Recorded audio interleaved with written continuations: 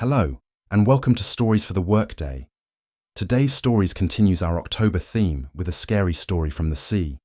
So get ready and enjoy. The sea was a dark, restless mirror that night, reflecting nothing but blackness. The Solitude, a rusted fishing trawler, cut through the waves like a forgotten relic, its engines sputtering beneath the weight of time and salt.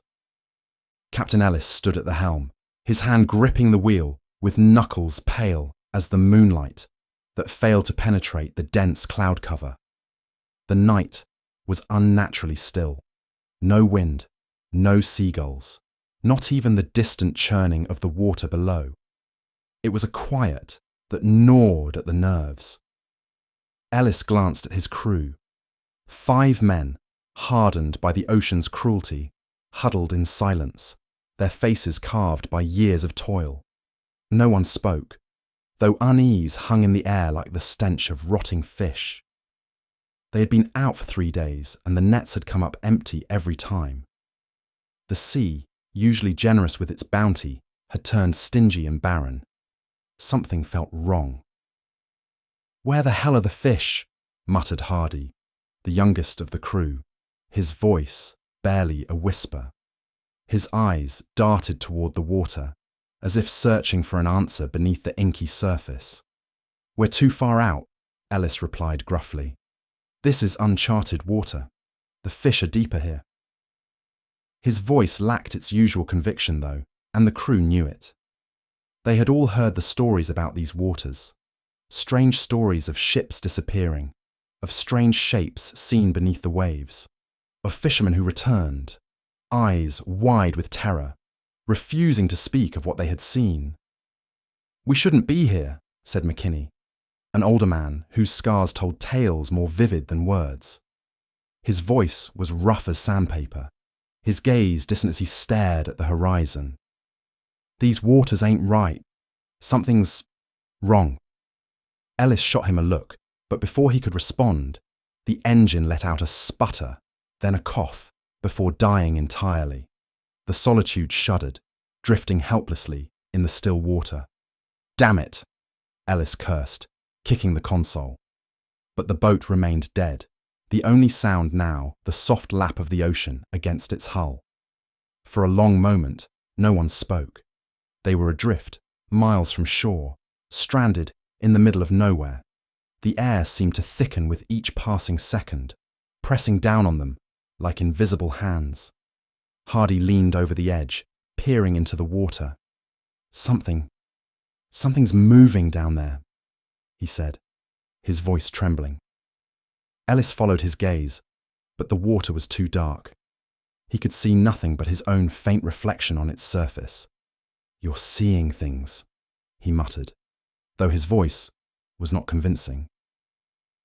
A sudden creak echoed from below deck, a sound so faint and unnatural that it made the hair on Ellis's neck stand up. The crew exchanged nervous glances, their faces pale in the dim light. "What was that?" Hardy asked, his voice quivering. Before anyone could answer, the water around the boat began to ripple, slowly at first, then more violently, as if something massive was moving beneath them. Ellis stared in disbelief as the once calm sea churned into a frenzy. Then came the noise, a low, deep moan from the depths, a sound not of whales or any creature known to the sea. It was an alien wail that sent chills racing down their spines. Something ancient was stirring, something that had lain undisturbed for centuries. The boat rocked and the waves surged. A shadow loomed beneath the surface, dark and shifting, impossible to define. It was rising, whatever it was, and it was coming for them. Ellis's heart pounded in his chest. "Below deck!" he shouted, but his voice was lost in the mounting chaos. The crew scrambled, panic gripping them as the sea churned more violently with each second. Then, from the depths, something breached the surface. Not a fish, not a whale, something far worse, something monstrous. Its eyes glinted in the darkness, reflecting the dying light of the moon as its slick, scaled body emerged, towering above the boat. The Solitude was no longer alone. Ellis froze, staring into the abyss, unable to move. The silence of the sea was gone, replaced by the guttural growl of something that should not exist. And it was hungry. The creature's massive form loomed above the Solitude. Half submerged but towering so high it seemed to blot out the sky. Its skin was an oily black sheen, like the surface of the water itself, only interrupted by patches of scales that shimmered faintly in the pale light. The eyes, two soulless, reflective orbs, locked onto the boat, radiating an unnatural hunger that froze the crew where they stood. No one screamed. They were too shocked, too terrified. Even the wind seemed to die in reverence to the monster that had risen from the depths. Ellis's hand twitched toward his flare gun, his mind racing for an action, any action, but his body remained rooted in place. The thing, this colossal nightmare from the ocean's darkest reaches, moved with a slow, deliberate grace, as if savouring the terror it caused. Its long, jagged fins cut through the water, casting spray into the air as they slapped against the surface. God, what is that?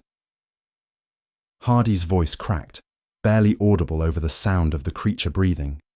A wet, sucking noise that echoed like thunder in the still night.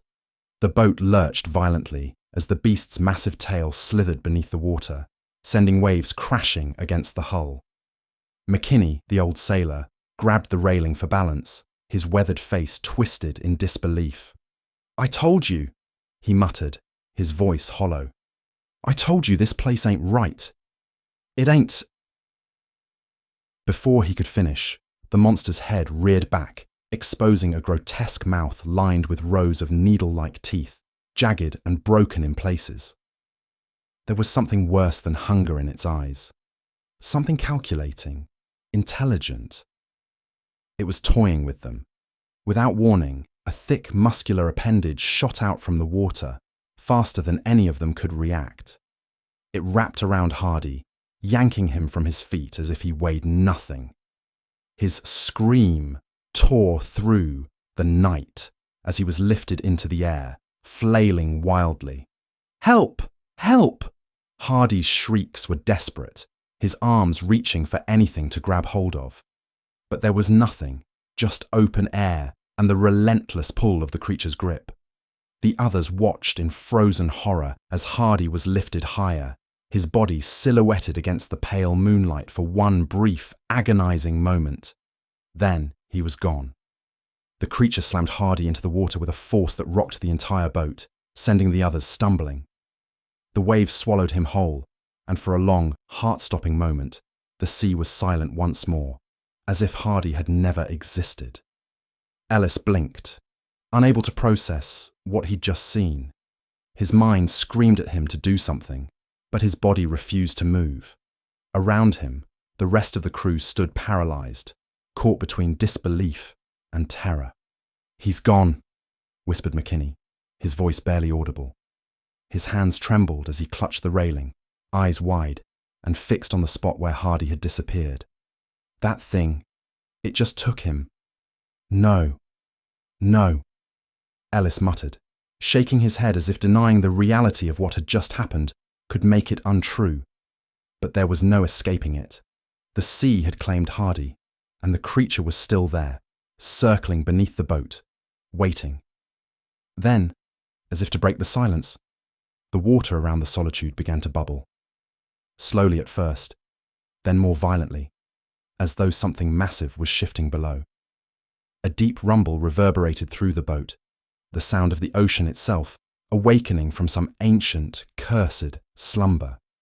The bubbles expanded, and from the depths, something else began to rise. At first, Ellis thought it was more of the creature, more of that horrifying mass of scale and muscle. But this was different. As the surface of the water broke, the crew saw what looked like stone, a structure, impossibly large, covered in slime and barnacles. Emerging from the sea like the long-lost bones of a forgotten civilization. "What the hell is that?" one of the crewmen whispered, his voice barely a breath as the massive structure continued to rise, the sea frothing violently around it. Ellis could barely speak. His eyes widened as the jagged, ancient architecture of the thing revealed itself, a massive, grotesque ruin, partially submerged as if it had been buried in the ocean's floor for millennia. Its surface was covered in strange, unreadable symbols that glowed faintly in the darkness, pulsating like a heartbeat. The creature's massive form loomed above the solitude, half submerged but towering so high it seemed to blot out the sky. Its skin was an oily black sheen, like the surface of the water itself, only interrupted by patches of scales that shimmered faintly in the pale light. The eyes, two soulless, reflective orbs, locked onto the boat, radiating an unnatural hunger that froze the crew where they stood. No one screamed. They were too shocked, too terrified. Even the wind seemed to die in reverence to the monster that had risen from the depths.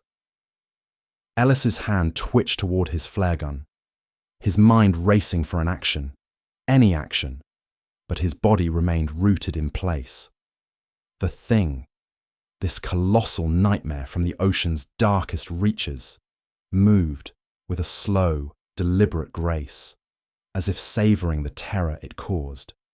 Its long, jagged fins cut through the water, casting spray into the air as they slapped against the surface. "God, what is that?" Hardy's voice cracked, barely audible over the sound of the creature breathing. A wet, sucking noise that echoed like thunder in the still night. The boat lurched violently as the beast's massive tail slithered beneath the water, sending waves crashing against the hull. McKinney, the old sailor, grabbed the railing for balance, his weathered face twisted in disbelief. "I told you," he muttered, his voice hollow. "I told you this place ain't right. It ain't."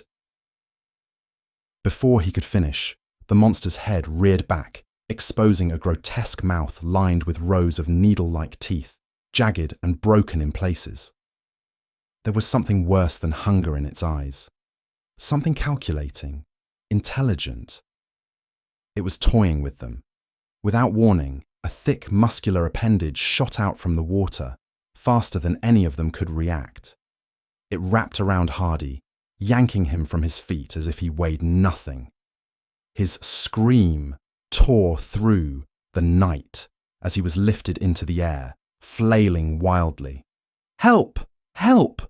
Hardy's shrieks were desperate, his arms reaching for anything to grab hold of. But there was nothing, just open air and the relentless pull of the creature's grip. The others watched in frozen horror as Hardy was lifted higher, his body silhouetted against the pale moonlight for one brief, agonizing moment. Then he was gone. The creature slammed Hardy into the water with a force that rocked the entire boat, sending the others stumbling. The waves swallowed him whole, and for a long, heart-stopping moment, the sea was silent once more, as if Hardy had never existed. Ellis blinked, unable to process what he'd just seen. His mind screamed at him to do something, but his body refused to move. Around him, the rest of the crew stood paralyzed, caught between disbelief and terror. "He's gone," whispered McKinney, his voice barely audible. His hands trembled as he clutched the railing, eyes wide, and fixed on the spot where Hardy had disappeared. That thing, it just took him. "No, no," Ellis muttered, shaking his head as if denying the reality of what had just happened could make it untrue. But there was no escaping it. The sea had claimed Hardy, and the creature was still there, circling beneath the boat, waiting. Then, as if to break the silence, the water around the solitude began to bubble. Slowly at first, then more violently, as though something massive was shifting below. A deep rumble reverberated through the boat, the sound of the ocean itself awakening from some ancient, cursed slumber.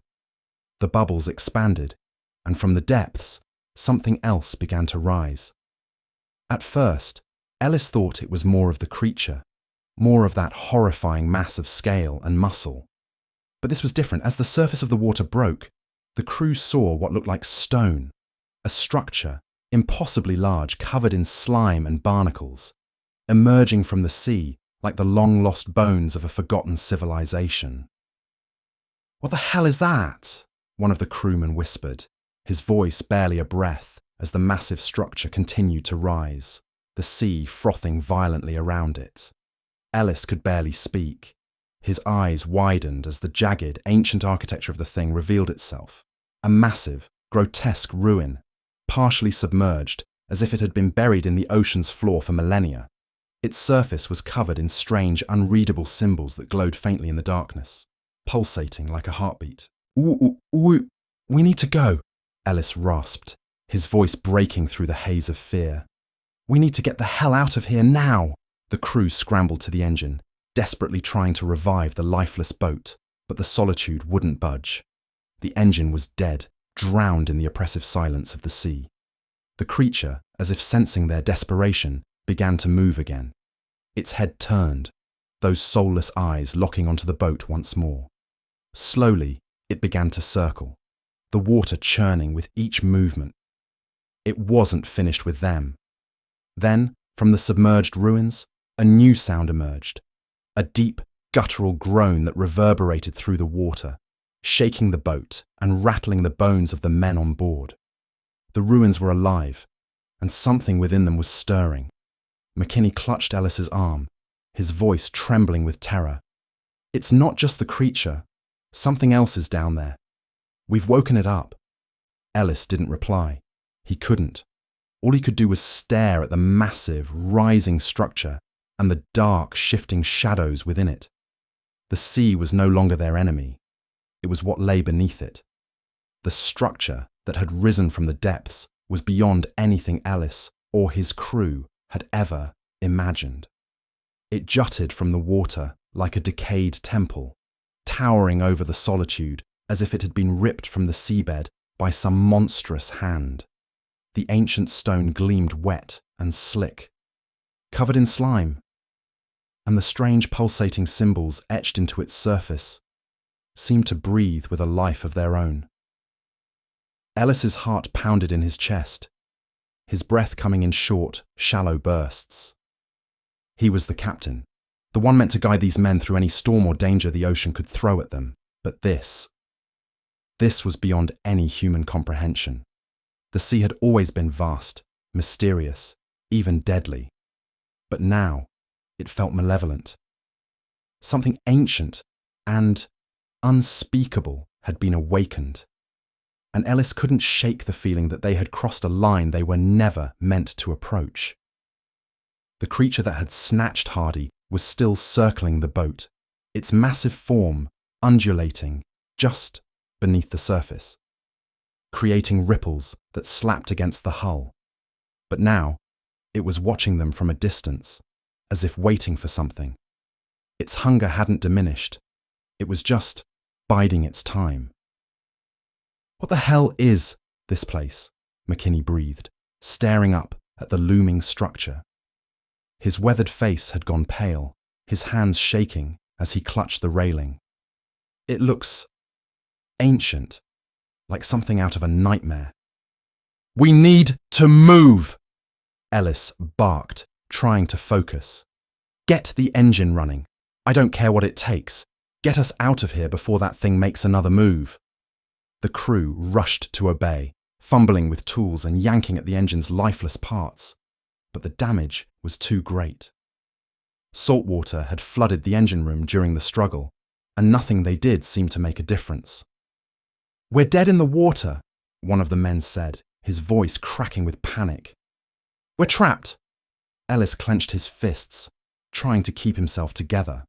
The boat was stranded, the creature was still out there, and now this cursed ruin had appeared out of the abyss, like a tombstone rising from a grave. It was all too much, too fast, but they couldn't give in to fear. Not yet. Then, without warning, a sound echoed through the air, a low, guttural noise that seemed to come from deep within the massive structure. It was a sound unlike any they had ever heard before.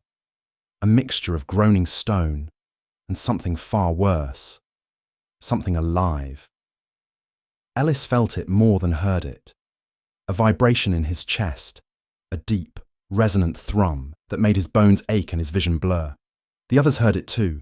He could see it in their eyes, the way their faces contorted in pain as the sound grew louder, more insistent. It wasn't just a noise, it was a voice. "What is that?" one of the crewmen gasped, his hands covering his ears in a futile attempt to block out the sound. Ellis staggered, gripping the railing as the noise drilled into his mind. It felt like something was trying to communicate, but not in words. It was an overwhelming pressure, a presence that wormed its way into their thoughts, filling their heads with strange, impossible images. Flashes of dark shapes moving through the water, towering spires of stone rising from the ocean floor, and eyes, countless eyes, watching from the depths. The creature circling the boat stopped, its massive head rising slightly above the surface, as if it too was listening to the voices. Its body twitched and coiled, its movements almost agitated, as if the sound was summoning it toward something. Then the voices shifted, becoming clearer, more distinct. They weren't speaking in any language Ellis had ever heard, but the meaning was somehow clear. "You've trespassed." The words reverberated through his mind, cold and ancient, like the voice of the ocean itself. Ellis stumbled back, his heart racing. He looked at his crew, seeing the same shock and terror mirrored in their eyes. They had all heard it, every single one of them. What the hell is this?" McKinney rasped, clutching his head as if trying to force the voices out. "What are they saying?" Before Ellis could respond, the creature let out a deep, guttural roar, its mouth gaping wide, exposing its rows of jagged teeth.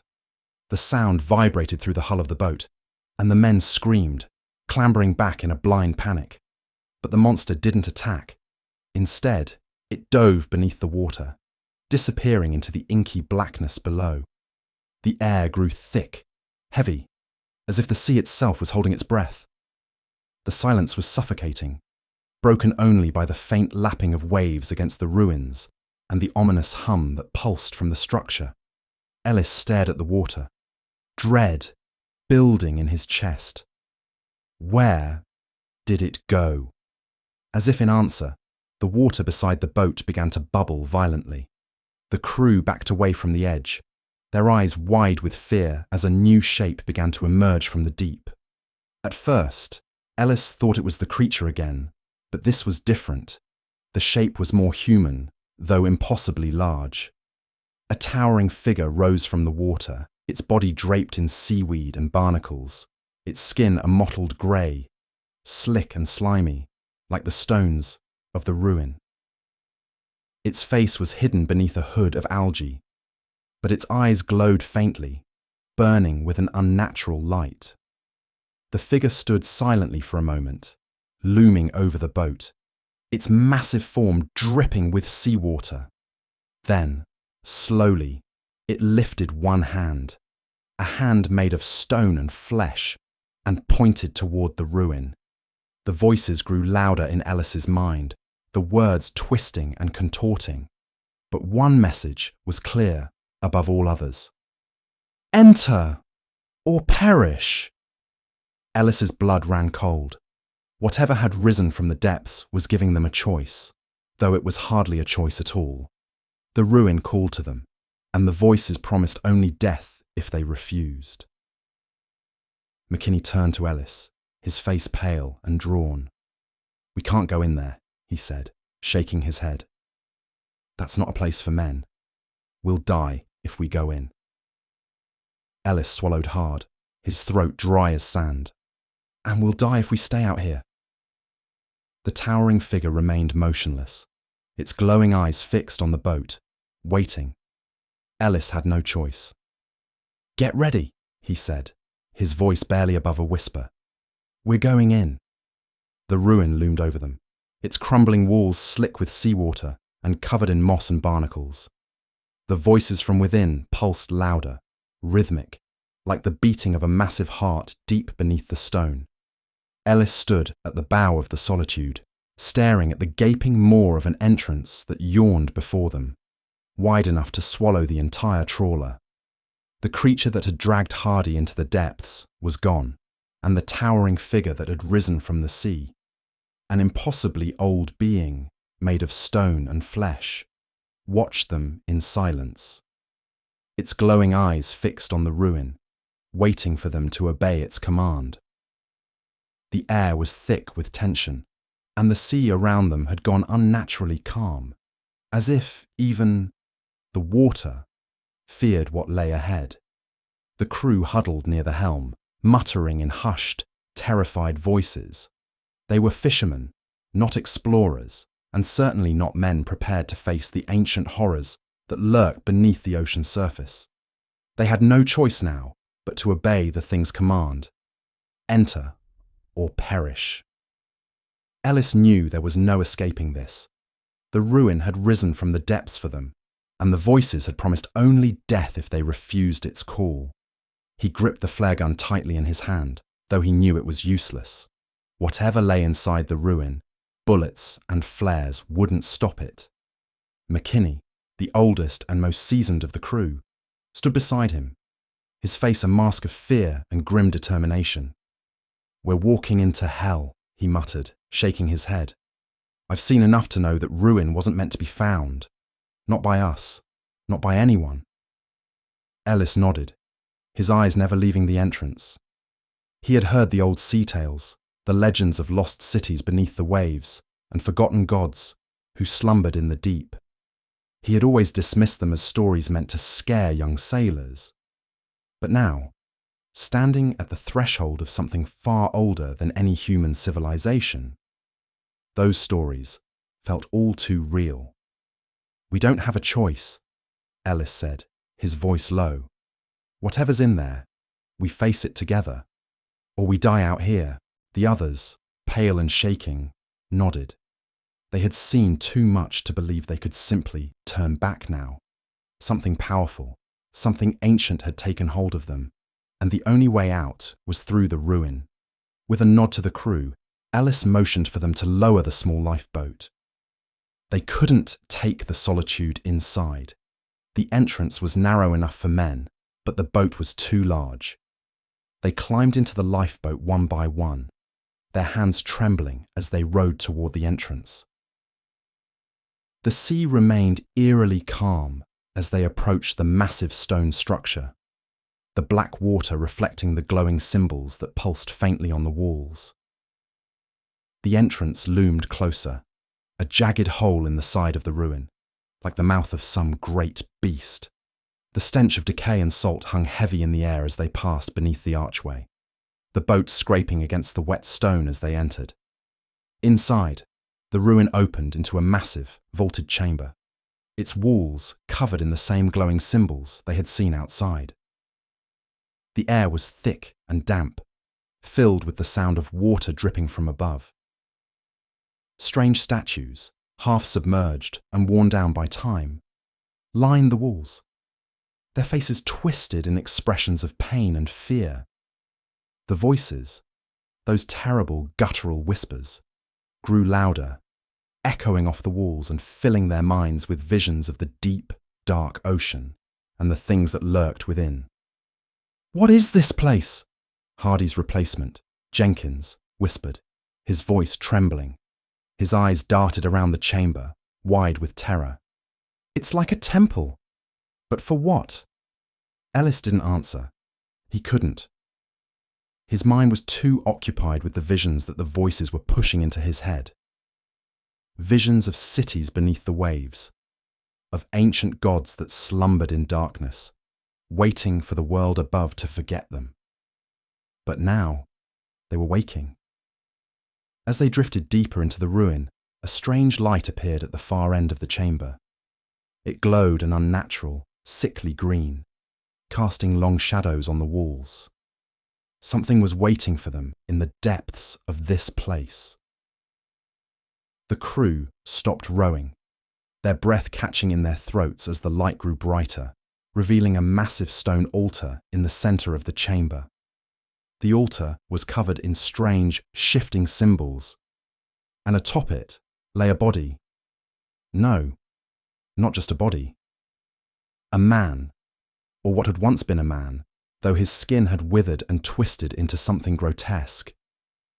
His chest was marked with deep, jagged scars, and his eyes were open, staring blankly at the ceiling. Suddenly the whispers surged in Ellis's mind, more powerful and more violent than before. "Join us! In the deep!" Ellis staggered, gripping the side of the boat for support as a wave of dizziness overtook him. The others cried out, clutching their heads as the voices pounded into their skulls. The ruins seemed to pulse with each word, the walls vibrating with some terrible, otherworldly energy. The figure on the altar moved. Jenkins screamed, scrambling backward in the boat, his eyes wide with horror. "It's alive! It's moving!" Ellis watched in shock as the corpse, no, the thing that had once been human, began to twitch and convulse, its body writhing in unnatural jerks. Its head snapped toward them, eyes glowing with the same sickly green light that filled the chamber. Then it spoke, its voice a wet, rasping croak that echoed through the ruin. "You should not have come." McKinney whispered a prayer under his breath, his hands shaking uncontrollably. "What in God's name is this?" Ellis forced himself to speak, his voice shaking. Who are you?" The creature on the altar let out a dry, rattling laugh, a sound that seemed to come from the very bones of the ruin itself. "I was once, as you are, a man, a sailor, but the sea is no place for men.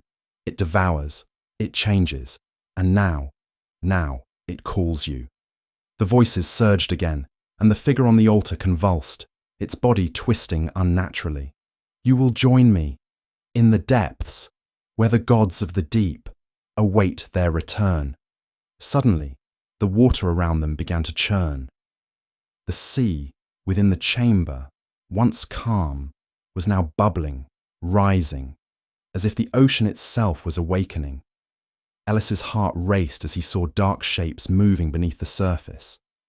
Dozens of them, maybe more, twisted, monstrous forms that slithered and writhed, waiting to rise from the depths. "We need to leave," McKinney shouted, grabbing Ellis by the arm. "We can't stay here." But the figure on the altar only laughed, its voice growing louder, more insistent. "There's no escape. The sea has claimed you, and it will take you, as it has taken me." Ellis felt the boat lurch beneath them as something massive moved below the surface, its dark shadow rising, ready to drag them into the abyss. There was no time. They were out of options. "We're not dying here," Ellis shouted, grabbing the oars. "Row! Now!" The crew obeyed, pulling with all their strength as the dark shapes rose closer, the water bubbling furiously. But the voices grew louder, the ruin itself trembling as if it were alive, as if it were collapsing in on them. The altar began to sink, the glowing figure of the sailor vanishing beneath the water, its final words echoing through the chamber. "The sea always hungers." And then the ruin began to collapse. The ruin trembled violently, the walls groaning as if the ancient stone itself was collapsing inward, eager to pull them down into the abyss. Ellis could hear the voices rising to a fever pitch, no longer whispers but a chorus of screaming commands, filling his mind with chaos. "The sea always hungers." The words echoed in his skull, but he couldn't afford to think about them. He couldn't think about the sailor's twisted, glowing body sinking into the dark water, or the monstrous shapes that churned below the surface. His only focus now was survival. "Row!" Ellis screamed, his voice raw with desperation. "Get us out of here!" The crew heaved at the oars with all their strength, their faces contorted in terror as they struggled against the growing current. The water around them was rising, surging with unnatural force as though the sea itself was clawing at the lifeboat, trying to drag them down. McKinney, at the helm, turned wild-eyed toward Ellis. "It's no use, we're not going to make it." "We'll make it," Ellis growled, though doubt gnawed at him like the icy fingers of the deep. "Keep going." But as they pulled, the air around them thickened with the stench of salt and decay, and the water swirled violently beneath the lifeboat. Shapes, large, dark, and slithering, rose from below, barely visible under the churning waves. Their forms undulated like monstrous serpents, their inhuman eyes glowing with the same sickly, green light that had filled the ruin. One of the shapes breached the surface near the boat, a massive, tentacle-like appendage covered in slimy scales, its end tipped with something that looked like bone, or maybe a claw. The crew screamed as it lashed out, nearly overturning the boat as it splashed back into the water. "Jesus Christ, what are they?" Jenkins wailed, his hands frozen on the oar as another tentacle slithered past, so close that the slime sprayed across his face. "Keep rowing," Ellis shouted, his heart hammering in his chest. His mind was reeling, unable to comprehend the creatures that surrounded them. Creatures older than anything human, summoned by the ruin and the voices below. Suddenly, the ruin itself began to sink. Massive chunks of stone broke off from the walls, plunging into the water with deafening crashes. The glowing symbols flickered and dimmed as the temple was pulled back into the depths, its purpose fulfilled. But the sea wasn't done with them. A wave of freezing water slammed into the lifeboat, nearly flipping them over. Ellis held on tight, gripping the side of the boat, as Jenkins was thrown backward, his head smacking against the edge with a sickening crack. The lifeboat swayed dangerously, taking on water as the current pulled harder, faster, like an invisible whirlpool dragging them toward the center of the ruins' collapse. The crew was in full panic now, their eyes wide with terror as the water pulled them deeper into the black maw of the sea. Ellis could see it, the shadow of the ruin sinking into the depths, its jagged spires and twisted statues vanishing beneath the surface, along with the monstrous shapes that circled them. McKinney grabbed Ellis by the arm, his eyes filled with hopelessness. "We're not getting out of this, Cap. The sea wants us. It's not letting go." Ellis opened his mouth to respond, but a sudden, deafening roar cut him off. The water exploded beneath them, and the creature that had taken Hardy, massive, ancient, and more horrifying up close than Ellis could have imagined, reared up from the sea like a nightmare. Its massive body towered above the lifeboat, its black, oily skin glistening in the dim light, covered in scars and barnacles. Its eyes, those soulless, glowing orbs, locked onto Ellis with a hunger that sent ice through his veins. The monster's mouth opened, rows upon rows of jagged teeth glistening with saliva and blood. This was no animal. It was a force of nature, a predator that had ruled the ocean for millennia, and it had finally come for them. Before Ellis could react, the creature lunged. Its jaws snapped shut around Jenkins, pulling him into the air like a rag doll. His scream was cut off as the monster disappeared beneath the water with him, leaving only a red stain behind. The boat lurched violently again, nearly capsizing as McKinney and the remaining crew fought to keep it steady. "We're next!" McKinney screamed, grabbing for an oar, his knuckles white. Ellis knew he was right. There was no fighting this thing. There was no escaping it. But he couldn't just surrender. Not yet. With trembling hands, Ellis raised the flare gun and fired. The flare shot through the air, a brilliant burst of red against the dark sky. It didn't matter if no one saw it. It was a final act of defiance. A statement that they wouldn't go quietly into the jaws of the deep. The creature reappeared, rising from the depths again, its jaws wide, ready to finish them off. The boat pitched violently, and Ellis knew they were seconds away from being dragged beneath the waves. McKinney stared at Ellis, his voice filled with terror and resignation. "Cap, we're done." The water around them churned, swirling into a vortex as the ruin finally collapsed, entirely, into the sea. The monstrous shapes below surged upward, circling the lifeboat like vultures. Ellis felt the pull, the inescapable drag of the ocean claiming them. And then, as the lifeboat was sucked toward the whirlpool, as the creature lunged forward for the final time, Ellis saw it. Beneath the surface, a massive, ancient city, its towers rising from the ocean floor, pulsing with the same eerie green light that had filled the ruin. The voices, now deafening, filled his mind completely. The sea always hungers, and now you belong to it. The creature's jaws slammed down, and the world went black. When the Solitude was found days later, it was a ghost ship. No sign of the crew, no bodies. The boat was empty, drifting aimlessly on a calm sea. Only the eerie, wet stench of salt and decay clung to the air, a reminder of the nightmare that had unfolded in the depths. But the sea was silent once more, and it would remain so until it hungered again.